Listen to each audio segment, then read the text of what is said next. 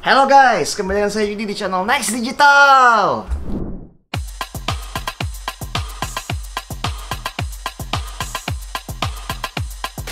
Oke guys, sebelum saya mulai pembahasan hari ini, saya akan membahas yang namanya kalau kalian udah punya e-commerce ya. Udah punya e-commerce, mau pasang pakai ads atau pakai Sipas nih. Sebelum saya mulai pembahasan, jangan lupa untuk subscribe dulu channel di bawah ini agar mendapatkan tips dan trik seputar digital marketing. Ya guys, langsung kita ke poin pembahasannya ya guys ya. Yang pertama adalah tentang e-commerce ya. Tentunya e-commerce ini sebuah hal yang cukup lazim pada zaman ini ya guys ya. Kita bicara mereka semua yang jual beli di online ya, menggunakan media elektronik ya. Jika di masa lampau perdagangan itu semuanya offline trade ya, toko fisikal gitu ya, buka kios, orang udah hampir semuanya online membeli barang dari Tokopedia atau marketplace atau e-commerce atau mungkin situs lainnya ya. Nah, salah satu e-commerce yang memang cukup ngegeliat di Indonesia adalah berbentuk marketplace seperti Tokopedia, Shopee, Bukalapak, Lazada, Blibli. Indonesia sendiri juga ada berapa banyak marketplace juga yang nggak terlalu besar juga banyak ya. Tapi yang tadi yang sering kalian temukan seperti yang saya sebutkan sebelumnya. Kalau kita bicara ya, kalau kalian lihat video ini di samping saya ya, kalau kita bicara lihat e-commerce, itu mereka sering banget melakukan yang namanya ads ya, typical ads yang bertujuan untuk mengambil traffic. Kamu klik langsung ke landing page dari produk tersebut di marketplace ya. Ini bisa aja metriknya adalah bisa klik, bisa view, juga bisa reach ya. Kalau pakai ads ya, hanya drive orang itu cuman visit aja gitu. Tapi kalian nggak terlalu pikirin apakah dia add to cart atau dia check out, apakah terjadi penjualan ya. Add to cart hanya pikirin traffic doang ke landing page tersebut, traffic kencang atau tidak. Nah, sedangkan kalau kalian lihat ya, kalau yang sekarang saya ini ada banyak iklan-iklan di sosial media ya, terutama di Facebook ya, yang langsung link ke Shopee atau ke Tokopedia. Mereka udah bisa langsung lihat nih, ada katalognya di bawah. Katalognya di bawah, ada harganya, ada bentuknya, bisa tipe-tipenya seperti carousel, seperti gini ya. Nah, ini langsung bisa melakukan check out ya. Jika ada orang yang sudah add to cart tapi mereka itu tidak check out ya, mungkin kebanyakan behavior dari ibu-ibu atau mama yang belanja gitu ya, itu mereka cuma add to cart doang gitu, karena mereka udah tertarik sama barangnya cuma belum dibeli gitu. Di add to cart dulu, simpen dulu di cart gitu ya. Jadi kayak semacam wishlist, cuma di add to cartin doang gitu kan. Jadi kalian dapat mendengar data-data seperti jumlah visit, jumlah yang add to cart, dan jumlah yang check out. Dan data-data ini sebetulnya kalau kalian menyalakan Sipas atau CPAS, Collaborative Performance Ads yang sudah ada di Facebook, kalian tuh bisa remind orang-orang ini, bisa di-remind melalui email ya, di notifikasi lagi kayak kenapa nggak check out ini berapa hari gitu kan.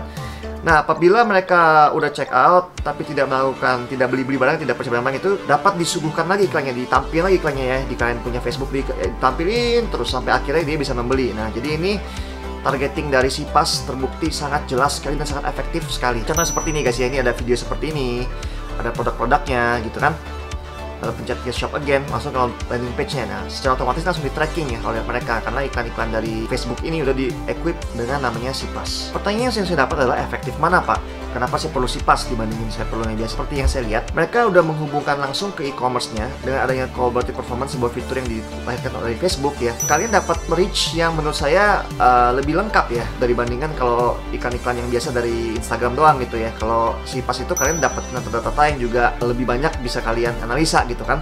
Nah, kalian juga bisa pilih jenis ads yang sedang terhubung dengan e-commerce tersebut ya, atau bisa dibilang jenisnya ads traffic-nya itu apa gitu kan.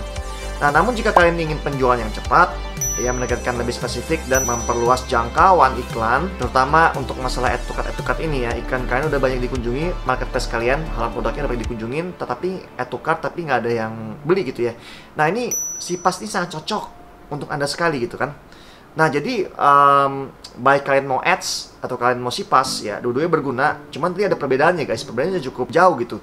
Dimana Sipas ini kalian bisa lihat sampai ke check outnya berapa. Jadi ini cocok buat kalian para pemilik bisnis yang merasa, aku udah iklan mahal nih, tapi kok aku punya produk itu yang beli sedikit gitu ya. Nah, itu perlu diketahui tuh mereka add to cart gak gitu loh. Kalau mereka udah add to cart yang nggak beli, kenapa gitu? Di notifikasi lagi, ditarget lagi mereka. Nah, ini mungkin akan meningkatkan yang namanya ROAS ya, return on ad spending. Bisa sih pasti digunakan juga pada untuk kalian kalau punya official store, pada saat-saat mau promo, pada saat apa, ini efektif sekali guys. Jadi jangan ketinggalan ya, kalau kalian punya e-commerce tapi belum punya Sipas, pastikan kalian menggunakan fitur terbaru dari Facebook ini ya, Collaborative Performance Ads. Dan kalau kalian butuh bantuan profesional, Jangan lupa juga Next Digital siap membantu kalian ya. Langsung hubungi nomor di bawah ini dan bilang, saya mau masuk ke Sipas, ini gimana caranya agar saya punya penjualan meningkat gitu ya. Jadi zaman sekarang kalian harus lebih melek dengan fitur-fitur yang ada, dengan teknologi yang sudah ada ya. Jadi kalau dulu cuman nge-ads doang, trafficnya reach doang ya, klik doang, kita bicara sekarang sampai ke conversion yang namanya performance ads. Dan saya sangat mendukung sekali sistem ini karena ini adalah next stage di era marketing kita agar dapat mengukur jelas nih dropnya di mana gitu ya. Ya guys, mungkin Next Digital bisa membantu kalian untuk misalnya e-commerce kalian.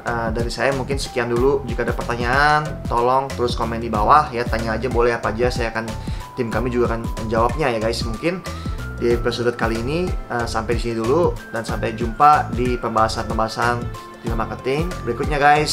Sampai jumpa berikutnya. Saya Yudi dan salam digital.